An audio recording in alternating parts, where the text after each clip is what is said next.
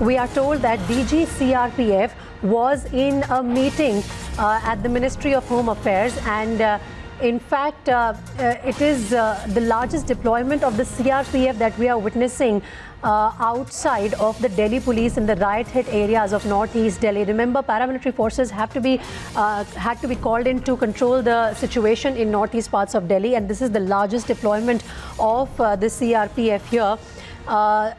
That's why perhaps there was this meeting of the DG of CRPF in the Ministry of Home Affairs. In fact, Times Now is the only channel that has exclusive shots of the DG CRPF going for that meeting at the MHA. Let's go across to our editor internal security, Nikunj Garg, who's joining me live now for more inputs on the story. Nikunj, over to you. If you can get us more inputs on what transpired really in that meeting, what was it all about?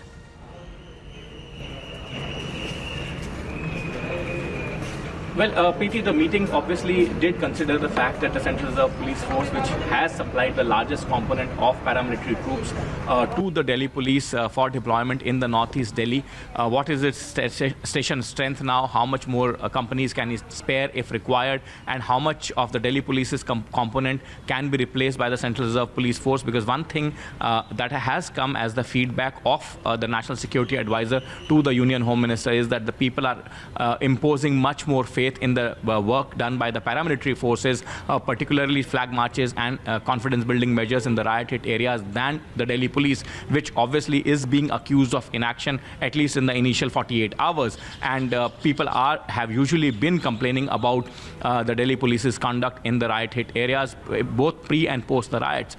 So therefore, you know, if a larger component of paramilitary forces can be spared and deployed by the largest paramilitary force of the country, the Central Reserve Police Force, then it certainly adds to the people's confidence. It certainly bolsters people's belief in the law enforcement capability of the state. What the National Security Advisor promised the people yesterday, that police forces would be there in the adequate numbers, and they will do their job of upholding the law. Okay. Remember, the National Security Advisor is again supposed to visit the riot-hit areas today, and he will again come back for a meeting with the Union Home Minister. So prior to that, the Home Secretary is strategizing as to what component of forces can be relieved and what component of additional paramilitary We'll keep a track of all those developments with you, Nikunj. For the moment, thanks very much for getting us this latest bit of information.